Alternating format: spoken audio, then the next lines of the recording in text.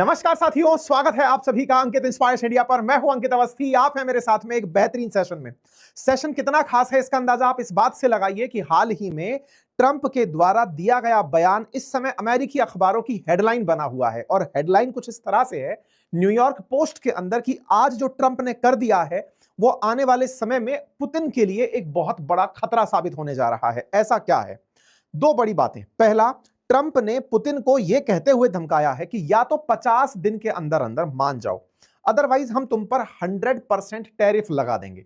Tariff लगा देंगे, tariff का मतलब यह है कि रूस से अमेरिका को अगर कोई सामान जाता होगा तो उस सामान के ऊपर अमेरिका रोक लगा देगा। लेट से अमेरिका तक रूस का कोई सामान जाता भी हो और उस पर टैरिफ भी लग जाए तो क्या वाकई में इससे रूस प्रभावित होगा? Point number 1। पॉइंट नंबर 2, अगर सैंक्शन खेलना है तो क्या रूस का सामान जो दुनिया के अन्य देशों पर जा रहा है उन पर भी 100% टैरिफ लगाने की बात है? नंबर 2। नंबर 3, जो सबसे ज्यादा महत्वपूर्ण है, जिसकी चर्चा सबसे कम है, और वो ये है कि यहां पर ट्रंप ने यूक्रेन को हथियार देने का निर्णय कर लिया है। हेडलाइंस हैं, Russia could be a game changer, Trump weapon deal for Ukraine plus new sanctions for Russia. यहां पर ध्यान देने वाली बात यह है कि fed up Trump will provide more arms to Ukraine. अब यह सवाल इतना मायने क्यों रखता है, इसके लिए समझना जरूरी है, क्योंकि ट्रंप लगातार पुतिन को तमाम तरह से मनाने का प्रयास कर रहे हैं, समझाने का प्रयास कर रहे हैं कि मान जाओ, इस युद्ध को रोक दो, लेकिन पुतिन अब तक उनकी कोई बात नहीं माने हैं। ऐसे में ट्रंप, जिनका सपना है पूरी दुनिया पर कब्जा करने का, उनका यह सपना टूटता सा दिख रहा है। दुनिया का लगभग हर राष्ट्राध्यक्ष इस समय ट्रंप की बातों में आ चुका है, लेकिन पुतिन की जिद के चलते, पुतिन के द्वारा जिस तरह से दुनिया को रास्ता दिखाया गया है उसके चलते Lula da Silva from Brazil ये निकल करके उसके खिलाफ बोलने लग जाते हैं। एंथनी अल्बनीज फ्रॉम ऑस्ट्रेलिया उनके खिलाफ खड़े हो जाते हैं। चाइना ऑलरेडी उनके खिलाफ चल रहा है। तो कुल मिलाकर पुतिन ने दुनिया को जो मशाल दिखाई है, मशाल से जो रोशनी दिखाई है, उस रोशनी से ट्रंप का प्रभुत्व धीरे धीरे उन्हें खत्म होता दिख रहा है। ऐसी बात इन्होंने खुद आज बीबीसी के एक इंटरव्यू में कही कि तुम लोग मेरे डिसीजंस का सम्मान क्यों नहीं करते हो, दुनिया को मेरे डिसीजंस का सम्मान करना चाहिए। आएंगे हम उस बात पर भी, लेकिन सबकी सब चीजों का जड़ जो व्यक्ति है वो नाम है उसका पुतिन। ऐसे में पुतिन को यह कहते हुए धमकाना कि या तो अगले 50 दिन में मान जाओ, अदरवाइज हम तुम पर बहुत सारे टैरिफ लगा देंगे। ये टैरिफ से बड़ी जो खबर है मेरे लिए वो ये कि इनसे उम्मीद की जा रही है कि तुम हमारे द्वारा दिए गए वेपन्स को अब रूस पर दागने का उपयोग करो, यूज करो। मेरे प्यारे साथियों, ये न्यूज निकल कर आती है फाइनेंशियल टाइम्स के अंदर से कि कैन यू हिट मॉस्को, कि क्या तुम मॉस्को में गोला दाग सकते हो? यह सवाल जेलेंस्की से ट्रंप ने पूछा। जेलेंस्की से ट्रंप का यह सवाल पूछना कितना मायने रखता है, इसके लिए मैं आपको केवल इतना याद दिला दूं कि ट्रंप से पहले बाइडेन जब हुआ करते थे, पुतिन उस समय भी जेलेंस्की के साथ संघर्ष में थे, यानी यूक्रेन के साथ संघर्ष में थे, और उस समय पुतिन ने सीधा सीधा दुनिया को धमकाया था कि यदि यूक्रेन को किसी भी देश ने लॉन्ग रेंज मिसाइल दी तो वो सीधा मुझ पर नहीं, उस देश पर भी हमला करने की तैयारी होगी। मतलब साफ है कि पुतिन ने दुनिया को यह थ्रेटन किया हुआ है कि यदि यूक्रेन के पास लॉन्ग रेंज मिसाइल्स आती हैं जिनसे वो रूस के भीतर मॉस्को या सेंट पीटर्सबर्ग में हमला करने का प्लान करता है, तो जिसकी भी मिसाइल होंगी वो जो यूक्रेन को दी जाएंगी, मैं उन देशों को भी युद्ध में शामिल मानूंगा और उस दिन से वर्ल्ड वॉर शुरू मान लिया जाएगा। मैंने इस पर पहले भी सेशन किया है, हो सकता है पुराने सेशन उठाकर देखें। यही कारण है कि अब तक बाइडेन जेलेंस्की को यह परमिशन नहीं दे पाए थे कि आप लॉन्ग रेंज मिसाइल ले जाओ और चलाओ, लेकिन ट्रंप ने अब वो खाता भी खोल दिया है। यूक्रेन से ये पूछकर कि अगर तुम्हें हम हथियार दे दें तो तुम क्या मॉस्को में गोली चला दोगे? ये केवल बातें थी प्रेशर करने की, या फिर इसमें सच्चाई भी थी? आइए इस सेशन को आगे बढ़ाते हुए जानते हैं। मेरे प्यारे साथियों, ताजा अपडेट कुछ इस तरह से है कि जिस तरह इस रॉयल चेयर पर बहुत से महानुभाव बैठे हैं, इन महानुभावों में जेलेंस्की भी हैं, तो इसके अंदर मतलब कनाडा के पीएम भी हैं, तो रामफोसा भी हैं, तमाम लोग ट्रंप के साथ में जाकर के कैपिटल हिल के अंदर इस वाली जगह पर बैठते हैं, व्हाइट हाउस में बैठते हैं। ओवल हाउस इसे कहा जाता है, ओवल ऑफिस कहा जाता है। अब इसी सीट पर जो व्यक्ति आपको बैठे दिखाई दे रहे हैं, इनका नाम है नाटो चीफ रूट। ये जो नाटो के मुखिया हैं, नाटो जो कि अमेरिका के द्वारा लीड किया जाने वाला एक संगठन है जो कि कभी यूएसएसआर के विरुद्ध बनाया गया था, उसके मुखिया रूट मिलने पहुंचे थे ट्रंप से। रूट जब मिलने पहुंचे ट्रंप से, अच्छा मार्क रूट के बारे में मैं आपको याद दिला दूं, ये वही व्यक्ति है जिसने अभी थोड़े दिन पहले ट्रंप जब नाटो समिट में गए थे तो उनको उससे पहले मैसेज करके कहा था कि सर आपने जो 5% अपनी जीडीपी का खर्च करने का लक्ष्य इन देशों को दिया है, ये सब उसे फॉलो कर रहे हैं, अब आप भी आ जाइए, इस समिट को ज्वाइन कर लीजिए। ऐसे में प्रेसिडेंट ट्रंप ने सोमवार के दिन मार्क रूट के सामने बैठते हुए बात करके यह बात कही और उन्होंने कहा कि आने वाले समय में Trump's big Russian announcement, he threaten 100% secondary tariff on Russia, trade partner is no deal with Russia. और ट्रंप ने अपनी तरफ से रूट को यह कहा कि वो यूक्रेन को मिसाइल सप्लाई करेंगे और 50 दिन का अल्टीमेटम रशिया को देंगे। तो यूक्रेन को मिसाइल की सप्लाई की जो घोषणा है वो असल में रूट के सामने ट्रंप ने की है। अब बड़ा सवाल बनता है, रूट को क्यों बोला गया, रूट किस देश का क्या करेगा? देखिए, ये 32 देशों को अपने साथ लेकर चलने वाला व्यक्ति है। ट्रंप यहां पर एक बड़ा खेल खेल रहे हैं। उन्हें पता है कि पुतिन की धमकी क्या है। पुतिन की धमकी है जिसकी मिसाइल मैं उस पर ले जाकर उसे दाग दूंगा। ट्रंप ये बात जानते हैं। ताजा उन्होंने चाइना ताइवान में से ये पूछा था, ऑस्ट्रेलिया से, जापान से, साउथ कोरिया से, कि अगर ताइवान के साथ, चाइना के साथ ताइवान के मुद्दे पर संघर्ष हुआ तो तुम किसका साथ दोगे? तो ताइवान के विषय में ऑस्ट्रेलिया चुप पड़ गया था। उससे ट्रंप को पता है कि अगर मैं सीधा उतरता हूं तो हो सकता है युद्ध अमेरिका वर्सेस रशिया हो जाए, इसका कोई फायदा नहीं निकलेगा। इसके लिए ट्रंप ने एक चाल चली और कहा इन्हें बुलाकर कि मैं यूक्रेन को हथियार देना चाहता हूं। इनसे पूछा, जिल्ले भाई कितना देना चाहते हैं? बोले मैं $10 बिलियन से ज्यादा के वेपन देना चाहता हूं। बोले बहुत बढ़िया। तो बोले तरीका क्या होगा? बोले तरीका यह होगा कि मैं नाटो के खाते में डाल दूंगा उन वेपन्स को। मतलब नाटो अपनी तरफ से यह समझे कि मेरे लिए ये वेपन्स हैं, अब नाटो उन वेपन्स को यूक्रेन को जाकर दे दे।